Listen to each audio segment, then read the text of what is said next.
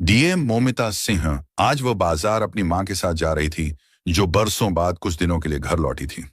इसीलिए वह नहीं चाहती थी कि किसी सरकारी तामझाम की वजह से मां के साथ बिताए जाने वाले इन कीमती पलों में कोई खलल पड़े। तभी मोमिता ने एक बंद पड़ी दुकान की ओर इशारा करते हुए कहा, मां, आपको याद है वह सामने वाली दुकान? बचपन में यहां से आप मुझे स्कूल के लिए सफेद रिबन दिलाया करती थी। उनकी बात सुनकर कमला देवी मुस्कुराई। हाँ बेटी, और तू हमेशा दो की जगह चार रिबन की जिद करती थी। तू कहती थी कि दो खो जाएंगे। ऐसे ही दोनों माँ बेटी हंसकर बातें करते हुए आगे बढ़ रही थी। वे दोनों अपनी ही दुनिया में मग्न थीं, लेकिन उन्हें क्या पता था कि कुछ ही पलों में उनकी ये खुशियों भरी दुनिया तहस नहस होने वाली है। तभी बाजार की गुनगुनाहट को चीरती हुई तीन पुलिस की मोटरसाइकिलों का खौफनाक सायरन गूंजा। बाइकें तेजी से भीड़ को हटाती हुई अंदर घुसीं। हर बाइक पर दो दो सिपाही बैठे थे, जिनके चेहरे हेलमेट के काले शीशों के पीछे छिपे थे, लेकिन हाथों में लिए डंडों से उनकी नीयत साफ झलक रही थी। एक हवलदार चिल्लाते हुए बोल रहा, चलो हटो, सब रास्ता खाली करो, दुकान के अंदर जाओ, सब ऊपर से हुक्म है, साहब का काफिला निकलने वाला है। यह सुनते ही बाजार में भगदड़ मच गई। लोग डर के मारे अपनी दुकानों और ठेलों को अंदर खींचने लगे। जो बाजार अभी जिंदगी से भरपूर लग रहा था, अब वहां एक अजीब सा डर पसर गया था। एक सिपाही ने फूल बेच रही एक बूढ़ी औरत की टोकरी पर लात मार दी, जिससे सारे गेंदे के फूल सड़क पर बिखर गए। एक लड़का जो यह सब अपने मोबाइल में रिकॉर्ड करने की कोशिश कर रहा था, उसके गाल पर एक जोरदार छांटा पड़ा। जब अफसर का दौरा हो तो मक्खी भी नहीं दिखनी चाहिए, सब साफ चाहिए। एक दरोगा गरज रहा था। उसका नाम था राकेश चौधरी। उसकी तोंद उसकी वर्दी से बाहर झांक रही थी और आंखों में सत्ता का नशा साफ दिख रहा था। इस इलाके में वह अपनी बदसलूकी और घमंड के लिए जाना जाता था। किसी को नहीं पता था कि कौन अफसर आ रहा है, लेकिन हर कोई डरा हुआ था। यह तमाशा यहां लगभग रोज होता था। मोमिता ये सब अपनी आंखों से देख रही थी। उसके चेहरे की हंसी गायब हो चुकी थी। उसकी आंखों में एक अजीब सी खामोशी थी। वह बाजार जहां उसकी मां ने अपनी पूरी जिंदगी गुजार दी थी, आज वही वर्दी पहने कुछ लोग आम इंसानों के साथ ऐसा बर्ताव कर रहे थे जैसे वे किसी के गुलाम हों। मोमिता ने उनके खिलाफ आवाज उठानी चाहिए, लेकिन उसकी मां ने उसे रोक लिया और बिना कोई दखल के वो दोनों आगे बढ़ने लगी। तभी चलते चलते उनके पैर दुखने लगे थे और वह बस एक पल के लिए सांस लेने को एक दुकान के बाहर रखे खाली बक्से पर बैठ गई थीं और अपनी बेटी से बोली, बेटी तुम जाओ सब्जियां खरीद कर लाओ, तब तक मैं यहीं बैठी हूं। बेटी मोमिता बोली, मां अपना ख्याल रखना। इतना बुलाकर मोमिता वहां से चली गई। तभी कुछ ऐसा हुआ जिसने मोमिता की आत्मा को झिझोड़ कर रख दिया। दरोगा राकेश चौधरी की नजर कमला जी पर पड़ी तो वो तुरंत उनके पास गया और दरोगा राकेश चिल्लाते हुए बोला, ए बुढ़िया, यहां क्यों बैठी है? ये वीआईपी रूट है। दिखाई नहीं देता? राकेश की आवाज में जरा भी लिहाज नहीं था। कमला जी ने बड़ी विनम्रता से हाथ जोड़कर कहा, बेटा बस पैर दुख रहे थे, अभी उठ जाती हूं। दरोगा राकेश जहरीली हंसी हंसा, तेरी उम्र के बराबर तो मेरी नौकरी हो गई है। तुम जैसे लोग ही गंदगी फैलाते हो, बाजार में भीड़ लगाते हो। रुको, अभी सिखाता हूं तुझे तरीका। और फिर एक जोरदार थप्पड़ जड़ दिया। उस थप्पड़ की आवाज हवा में गूंजी। ऐसा लगा जैसे उस एक आवाज ने बाजार के हर शोर को निगल लिया हो। बाजार में चारों तरफ लोगों की भीड़ जुट गई। लोग तमाशा देखने लगे, लेकिन किसी के मुंह से एक शब्द नहीं निकला। सब जहां थे वहीं पर पत्थर बन गए। उसी वक्त मोमिता पहुंची तो देखा उसकी मां का चेहरा एक तरफ झुक गया था और उनकी आंखों में आंसू थे। मोमिता वहीं खड़ी रह गई। उसकी आंखें खुली थीं, लेकिन उसे कुछ दिखाई नहीं दे रहा था। उसके कानों में बस उस थप्पड़ की गूंज थी। वह थप्पड़ सिर्फ उसकी मां के गाल पर नहीं पड़ा था, वह थप्पड़ एक बेटी के दिल पर पड़ा था, जो उसको पाल पोस कर इस लायक बनाया था। उसी मां को उसकी आंखों के सामने एक मामूली दरोगा ने बदसलूकी किया। मोमिता के अंदर गुस्सा इतना बढ़ गया, फिर उसने तेजी उसकी तरफ बढ़ी और बोली, तुम्हारा हिम्मत कैसे हुआ मेरी मां पे हाथ उठाने की? तुम सब इस बाजार में गुंडागर्दी कर रहे हो। तभी दरोगा राकेश ने चिल्लाते हुए बोला, चल भाग यहां से, ज्यादा ज्ञान मत दे, नहीं तो तुझे भी पड़ जाएंगे। इतना सुनते ही मोमिता के अंदर तूफान खड़ा हो गया। उसने अपना मोबाइल निकाला, एक नंबर डायल किया। दूसरी तरफ से फोन उठते ही उसकी आवाज निकली, शांत लेकिन लोहे की तरह मजबूत। मैं सोमपुर जिले की डीएम मोमिता सिंह बोल रही हूं। फोन के दूसरी तरफ बैठा ऑपरेटर हकलाने लगा। जी जी मैडम, तभी मोमिता ने तेज आवाज में बोला। इसी वक्त घंटा घर बाजार में मौजूद दरोगा राकेश चौधरी और उसकी पूरी टीम को सस्पेंड किया जाए, और एसपी साहब से कहो 15 मिनट के अंदर वो मुझे इसी बाजार में मिले। फोन रखकर मोमिता अपनी मां के पास गई। उसने उन्हें उठाया, उनके आंसू पोंछे और उन्हें अपने सीने से लगा लिया। बाजार की हर नजर अब उन पर टिकी थी। कोई समझ नहीं पा रहा था कि ये गुलाबी सूट वाली लड्डच की कौन है, जिसके एक फोन कॉल ने पूरे पुलिस महकमे में धड़कंप मचा दिया था। दरोगा राकेश का चेहरा डर के मारे सफेद पड़ डाक चुका था। वो कांपता हुआ आगे आया। कौन हो तुम? झूठ बोल रही हो? मोमिता ने अपनी मां को सहारा देकर खद्दा किया और फिर घूम कर राकेश की आंखों में देखा। मैं वो हूं जिसे तुमने एक आम औरत की बेटी समझा, और मैं वो हूं जो अब तुम्हारे इस घमंड को तोड़ने वाली हूं। मैं इस जिले की डीएम हूं और तुमने मेरी मां पर हाथ उठाया है। ये शब्द नहीं थे, बिजली थे जो राकेश पर गिरे थे। उसके पैरों तले जमीन खिसक गई। ठीक 15 मिनट बाद एसपी की गाड़ी सायरन बजाती हुई वहां पहुंची। एसपी साहब लगभग दौड़ते हुए गाड़ी से उतरे। उनके माथे पर पसीना था। मैडम मैडम, बहुत बड़ी गलती हो गई मुझसे। मोमिता ने हाथ उठाकर उन्हें कड़े आवाज में बोला। यह गलती नहीं है एसपी साहब, बहुत बड़ा अपराध है। यह कैसा नियम है? बाजार में आम गरीब बुजुर्ग लोगों को ऐसा प्रेताधित और उनके साथ बदसलूकी किया जाए, इसे आप गलती बोलोगे? ये वो सच है जो हर रोज इस व्यवस्था की दीवारों के पीछे घटता है, और आज वो पर्दा हट चुका है। उसी वक्त पूरे बाजार के सामने दरोगा राकेश और उसकी टीम को सस्पेंड कर दिया गया। उन्हें जबरदस्ती जीप में ठूंसा गया। जो भीड़ अब तक सांस रोके खड़ी थी, अब वो धीरे धीरे तालियां बजाने लगी। किसी ने हिम्मत करके नारा लगाया, डीएम साहिबा जिंदाबाद। मोमिता ने अपनी मां का हाथ थामा और बोली, अब आप ठीक हैं मां? कमला जी की आंखों से आंसू बह रहे थे, लेकिन ये आंसू बेबसी के नहीं, गर्व के थे। आज तूने मुझे दुनिया की सबसे बड़ी दौलत इज्जत दे दी बेटी। उस रात मोमिता अपने सरकारी बंगले पहुंची। उसका दिमाग शांत था, लेकिन दिल में एक तूफान था। यह सिर्फ एक दरोगा की बदतमीजी का मामला नहीं था, यह उस पूरे सड़े हुए सिस्टम की बीमारी का एक लक्षण था। उसने एक फाइल निकाली जिस पर लिखा था जन सुनवाई। फाइल उन शिकायतों से भरी पड़देशी थी जिन्हें रद्दी की टोकरी में फेंक दिया गया था। कहीं पुलिस की अवैध वसूली, कहीं बेगुनाहों को झूठे केस में फंसाने की दास्तान, तो कहीं किसी गरीब की एफआईआर तक न लिखने की शिकायतें।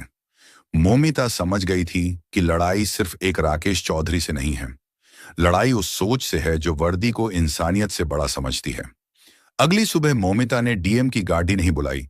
उसने एक पुरानी हरा रंग का सलवार सूट पहना और एक आम लड़की की तरह स्कूटर उठाकर निकल पड़ी। उसकी मंजिल थी थाना सूरजपुर। जो सबसे ज्यादा शिकायतें यहीं से थीं।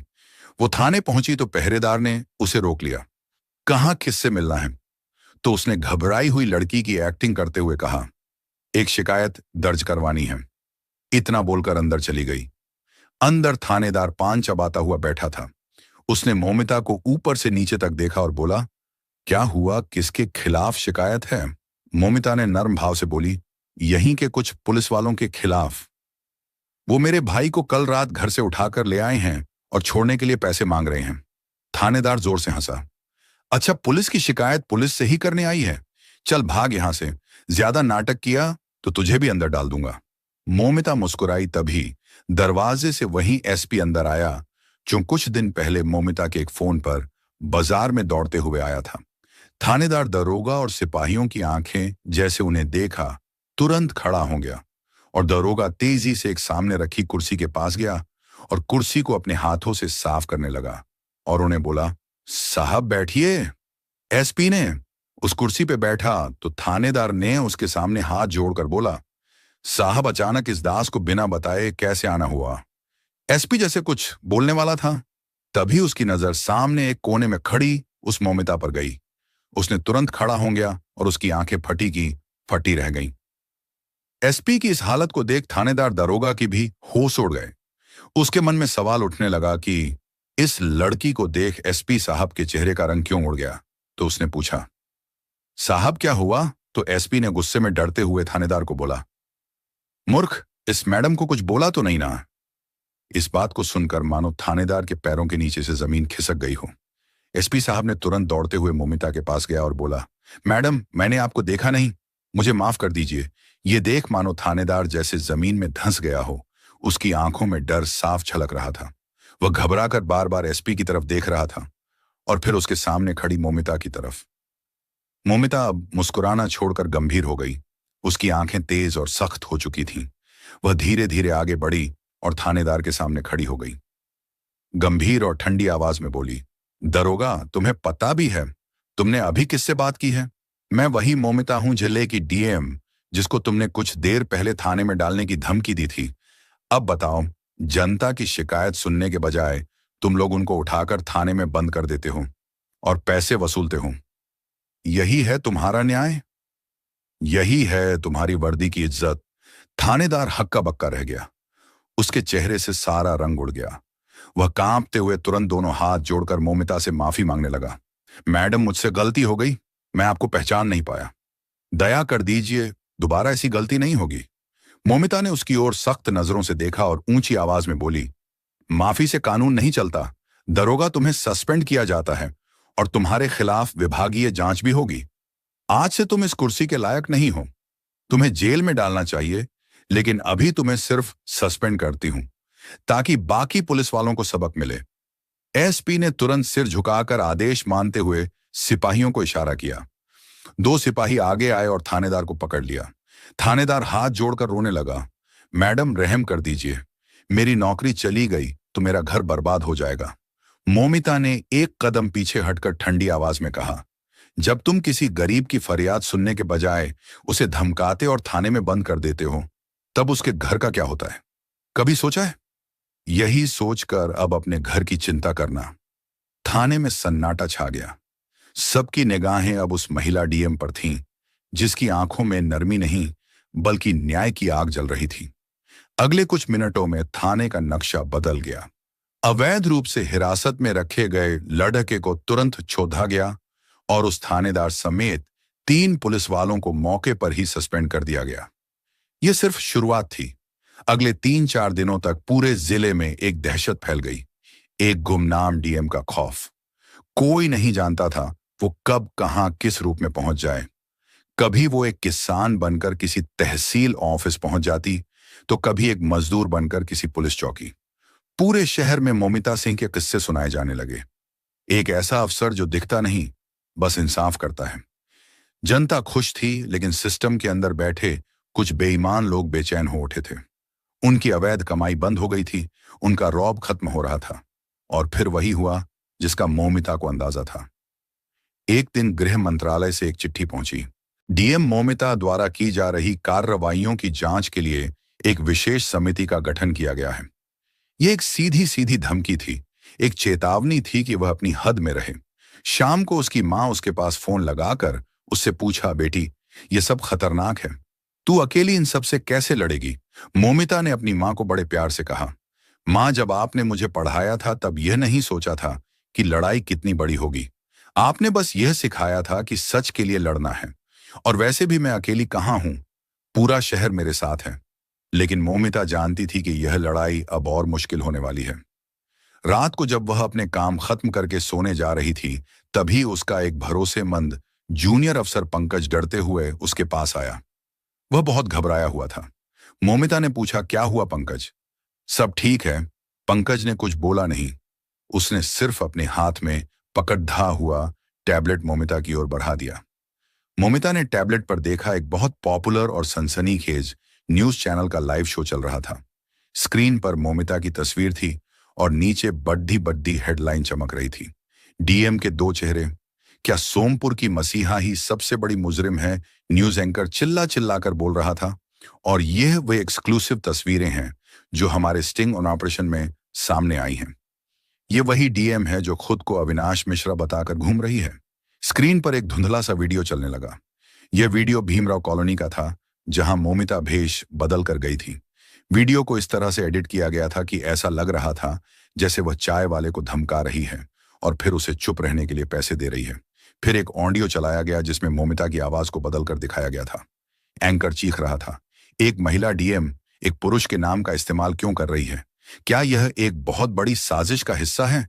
क्या वह ईमानदार पुलिस वालों को झूठे केस में फंसा रही है?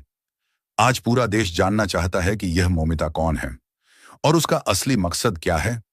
यह देखकर मोमिता के पैरों तले जमीन खिसक गई। यह हमला कोई आम लोगों ने नहीं किया था।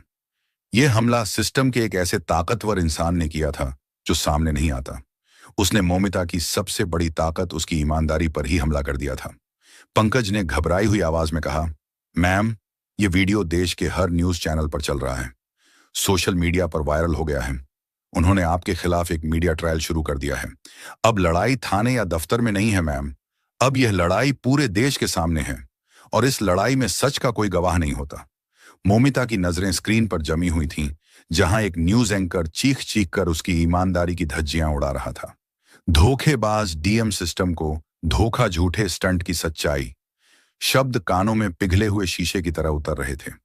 यह हमला अप्रत्याशित था। उसने सोचा था कि लड़ाई भ्रष्ट अफसरों से होगी, सिस्टम की धीमी रफ्तार से होगी, लेकिन यह लड़ाई तो अलग ही थी। यह लड़ाई न तोप से थी न तलवार से। यह लड़ाई थी धारणा परसेप्शन से, एक ऐसे झूठ से जिसे इतनी बार दोहराया जा रहा था कि वह सच लगने लगा था। पंकज ने बोला, मैम, अब हम क्या करेंगे? पंकज की आवाज में चिंता और बेबसी साफ झलक रही थी। वह जानता था कि इस तरह के मीडिया ट्रायल के सामने बड़े बड़े सूरमा भी घुटने टेक देते हैं। मोमिता ने कोई जवाब नहीं दिया। उसने टैबलेट पंकज को वापस थमाया और खिड़की के पास जाकर खड़ी हो गई। बाहर शहर की बत्तियां टिमटिमा रही थीं, वही शहर जिसके लोगों के लिए वह पिछले कुछ दिनों से दिन रात एक किए हुए थी। और आज उसी शहर के लोग टीवी पर देख रहे होंगे कि उनकी मसीहा असल में एक मुजरिम है। एक अजीब सी कड़वाहट उसके दिल में घुल गई। तभी बंगले का लैंडलाइन फोन बज उठा, फिर दूसरा, फिर उसका मोबाइल, एक के बाद एक कॉल्स। लखनऊ से बड़े बड़े अधिकारियों के, किसी की आवाज में हमदर्दी का दिखावा था तो किसी में डांट। सबका सार एक ही था, आपने यह क्या कर दिया? पूरे एडमिनिस्ट्रेशन की नाक कटवा दी। आपको तुरंत इस मामले पर सफाई देनी होगी। एक सीनियर अफसर ने तो यहां तक कह दिया, ऊपर से दबाव है।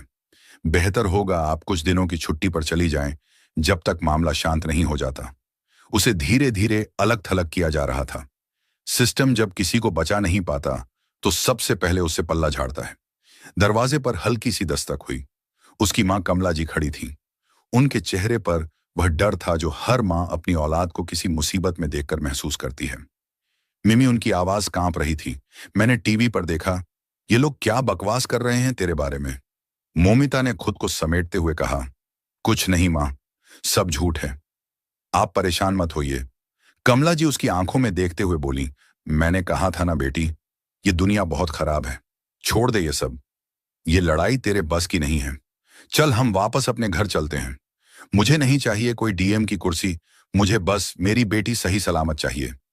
मां के मुंह से यह शब्द सुनना मोमिता के लिए सबसे बड़ी हार थी। वह पूरी दुनिया से लड़ सकती थी, लेकिन अपनी मां की आंखों में अपने लिए डर देखकर वह टूट गई।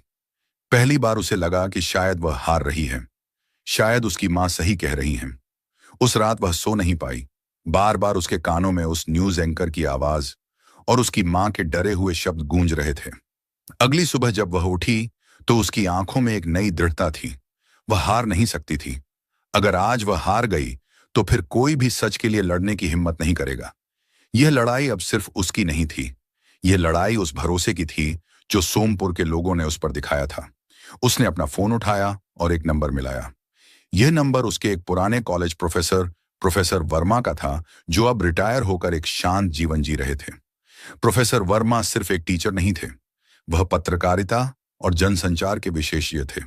वह जानते थे कि शब्दों और तस्वीरों से कैसे खेला जाता है। सर, मुझे आपकी मदद चाहिए, मोमिता ने बिना किसी भूमिका के कहा। प्रोफेसर वर्मा ने पूरी बात शांति से सुनी। सब कुछ सुनने के बाद वह बस इतना बोले, मोमिता, याद रखना, झूठ की रफ्तार हमेशा सच से तेज होती है। वह तुमसे आगे निकल चुका है। अब अगर उसे हराना है तो तुम्हें एक नया, उससे भी बड़ा सच बनाना होगा। तुम एक झूठ का जवाब 100 सबूतों से नहीं दे सकती। तुम्हें एक कहानी का जवाब एक ज्यादा सच्ची और ज्यादा असरदार कहानी से देना होगा। ये शब्द मौमिता के लिए एक दिशा निर्देश की तरह थे। वह समझ गई कि उसे क्या करना है। उसने तुरंत पंकज को बुलाया। पंकज, पिछले 4 दिनों में हमने जितने भी थानों और चौकियों पर कार्रवाई की है, उन सब की unedited video footage, suspension order की कॉपी और सबसे जरूरी उन सभी लोगों की लिस्ट निकालो जिनकी हमने मदद की है। अगले 2 घंटे तक मौमिता और पंकज सबूत इकट्ठा करने में लगे रहे। उनके पास सूरजपुर थाने से छुड़वाए गए बेगुनाह लड़कों के बयान थे। भीमराव कॉलोनी के उन लोगों के वीडियो थे जो सालों से पुलिस के अत्याचार से परेशान थे। उस बूढ़ी फूल वाली का इंटरव्यू था जिसकी टोकरी पर लात मारी गई थी। उनके पास एक एक चीज का कच्चा चिट्ठा था। पंकज ने पूछा, अब इन सबूतों का क्या करेंगे? मैम, मेनस्ट्रीम मीडिया तो हमें दिखाएगा नहीं। मेनस्ट्रीम मीडिया कहानी दिखाता नहीं, कहानी बनाता है। हम अपनी कहानी खुद कहेंगे, मौमिता ने कहा। उसने प्रोफेसर वर्मा की मदद से एक युवा स्वतंत्र पत्रकार से संपर्क किया। उसका नाम था अंजलि भारद्वाज। अंजलि किसी बड़े न्यूज चैनल के लिए काम नहीं करती थी। वह एक यूट्यूब चैनल और एक वेबसाइट चलाती थी जहां वह बेखौफ होकर खोजी पत्रकारिता करती थी। उसकी पहुंच करोड़ों लोगों तक थी। मौमिता ने आधी रात को शहर से बाहर एक सुनसान जगह पर अंजलि से मुलाकात की। यह एक बहुत बड़ा खतरा था, लेकिन अब खतरे उठाने के अलावा कोई चारा नहीं था। मौमिता ने सीधे मुद्दे पर आते हुए कहा, मेरे पास ज्यादा समय नहीं है। यह एक पेन ड्राइव है। इसमें वह सब कुछ है जो आपको चाहिए। मौमिता के पास एक पेन ड्राइव था जिसमें पूरी साजिश और सबूत मौजूद थे। उसने अंजलि भारद्वाज को दिया, जो तुरंत अपनी रिपोर्ट और डॉक्यूमेंट्री के जरिए सब सच उजागर कर दिया। मौमिता की बेबसी और झूठ पर किए गए आरोपों की सारी परतें खोल दी गईं। वीडियो इंटरनेट पर वायरल हो गया। Hashtag I support D Moumita trend करने लगा। सभी भ्रष्ट पुलिस अफसर बौखला गए।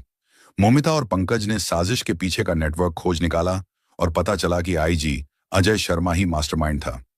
उसकी ईमानदार छवि के पीछे 20 साल पुराने अपने अतीत का गहरा राज छिपा था, जिसमें मौमिता के पिता की हत्या और केस दबाना शामिल था। मौमिता ने बूढ़े हवलदार रामफल से अपने पिता की हत्या का डाइंग डिक्लेरेशन दर्ज करवाया। उसके पास अब आईजी शर्मा के साम्राज्य को ध्वस्त करने के पुख्ता सबूत थे। राज्य की उच्च स्तरीय जांच समिति के सामने सबूत पेश किए गए और आईजी अजय शर्मा को गिरफ्तार किया गया। मौमिता को पुनः डीएम के पद पर बहाल किया गया। 20 साल बाद वह और उसकी मां वहीं गए जहां उनके पिता की मौत हुई थी। अब वहां डर नहीं, सिर्फ सुकून था। कमला जी की आंखों में गर्व और खुशी थी। मौमिता ने अपनी और अपने पिता की लड़ाई पूरी कर दी थी। तो दोस्तों, यह कहानी केवल मनोरंजन और शिक्षा के उद्देश्य से बनाई गई है। इसमें दिखाए गए सभी पात्र, घटनाएं और संवाद काल्पनिक हैं। किसी भी वास्तविक व्यक्ति, संस्था या घटना से इनका कोई संबंध नहीं है। कृपया इसे केवल कहानी के रूप में देखें और इसका आनंद लें। हम किसी की भावनाओं को ठेस पहुंचाना नहीं चाहते। अगर आपको यह कहानी पसंद आई हो तो इसे लाइक करें और ज्यादा से ज्यादा लोगों तक शेयर करें। कमेंट करके बताएं कि आपको सभी का कौन सा कदम सबसे अच्छा लगा। और हमारे चैनल को सब्सक्राइब करना ना भूलें, क्योंकि हम आपके लिए ऐसे ही प्रेरणादायक कहानियां लाते रहेंगे। धन्यवाद।